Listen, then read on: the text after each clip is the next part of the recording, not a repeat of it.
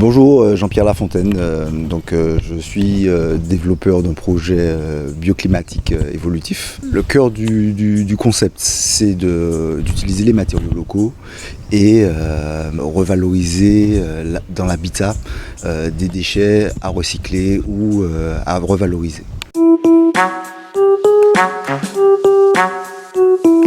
Le confinement s'est relativement bien passé, donc j'ai pu avancer sur le concept en faisant certains travaux par moi-même. Le but du concept, c'est d'utiliser, comme je vous disais, les matériaux locaux. Donc j'utilise du mahogany pour le plancher, en façade, en brise-soleil, en éléments de plan de travail et d'autres éléments. Donc ce qu'il faut savoir, c'est qu'il y a des développements de filières qui sont en cours sur ça. Et ces développements de filières-là, avec le confinement, c'était un petit peu compliqué à mettre en place. Donc ça a un petit peu ralenti la démarche, mais ça n'a pas stoppé complètement. Donc le but de ça, c'est de reprendre un petit peu les activités et puis développer les filières qui méritent d'être développées avec le mahogany et le bambou notamment.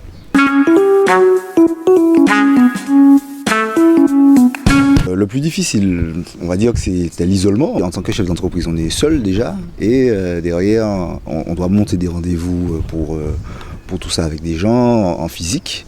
Et derrière, c'est vraiment l'isolement qui était compliqué parce que c'est quelque chose, on fait un métier, c'est le relationnel, le tactile, donc il faut que ça soit palpable par les gens.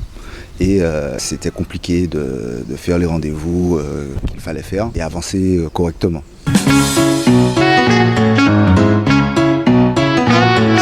L'affluence, elle a évolué, oui et non, pas plus que ça, parce qu'en fait, vu la communication interactive que je mène sur le Facebook, donc c'est Écologie Caraïbes, et en fait, si vous voulez, j'avais quand même des retours positifs de la population par rapport à ça, et aux followers, tout simplement. Et en fait, on a monté des rendez-vous de temps en temps avec, bien sûr, le respect de la distanciation sociale, des 1 mètre. Et effectivement monter les rendez-vous qu'on devait monter.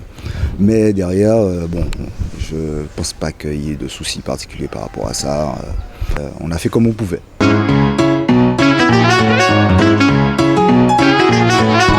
Alors, l'idée c'est venu quand j'étais directeur de travaux à Maison Satec. Le but premier de la démarche, c'était de réduire les coûts de l'habitat. Et en fait, par la suite, avec les rencontres et l'expérience, on va dire, avec les artisans, même moi, j'ai mis la main à la pâte, donc je suis devenu un peu ébéniste, entre guillemets. Et en fait, si vous voulez, c'est vraiment la rencontre avec les artisans, les rencontres avec les artisans, et les rencontres avec les prospects qui font l'idée évoluer. Et la rencontre avec monsieur Philippe Gibernay aussi, je tiens à le souligner, c'est un artisan charpentier avec qui je suis partenaire sur le concept. L'idée, c'était de ramener le carabet dans l'habitat. Donc il développe un concept de carabet à base d'eucalyptus et en couverture naturelle de latanier. Donc c'est des tuiles végétales et en termes environnementaux, il n'y a pas mieux pour environnemental et bioclimatique. Pour la couverture, il n'y a vraiment pas mieux que le latanier. Donc derrière, c'est vraiment avant tout renouer avec nos traditions, réduire les coûts de l'habitat et développer les filières locales pour justement essayer que la Martinique puisse produire quelque chose, un produit nouveau, quoi. Donc moi j'ai appelé ça les produits PAL, les produits de l'artisanat local. Donc si vous voulez, c'est un concept vraiment de Martiniquais, pour les Martiniquais, fait par un Martiniquais. Voilà.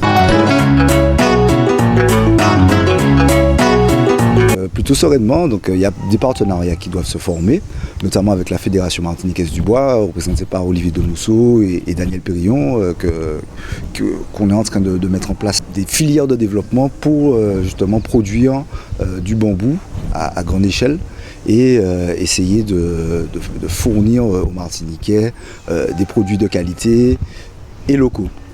Donc les partenariats, franchement, ils se passent bien pour le moment.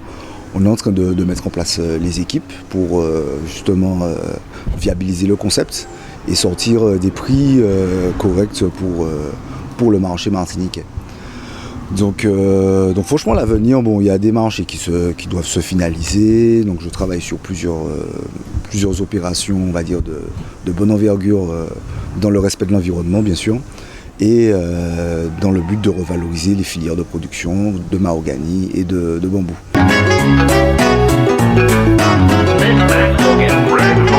Concernant la tarification, l'objectif c'est de se situer entre 900 et 1000 euros du mètre carré vendu, et module aménagé. Donc on tient compte de l'évolution de la vie des gens justement pour pouvoir proposer des modules intéressants et de qualité. Et toujours, bien sûr, dans le but de réduire les coûts de l'habitat. Donc c'est entre 900 et 1000 euros du mètre carré vendu, clé en main. Le seul mot que j'ai à dire, c'est de faire. Il faut faire, il faut croire en soi, croire en ses rêves et avancer. Et ne jamais baisser les bras. Voilà, c'est les échecs qui font avancer. Et je n'appelle même pas ça des échecs, j'appelle ça de l'expérience. Donc c'est l'expérience qui fait avancer. Et franchement, le Martiniquais doit être fier de ce qu'il est. Et justement promouvoir son histoire et promouvoir sa culture à travers le monde par toutes sortes d'initiatives personnelles, mais je dirais en premier mot c'est qu'il faut faire. Voilà.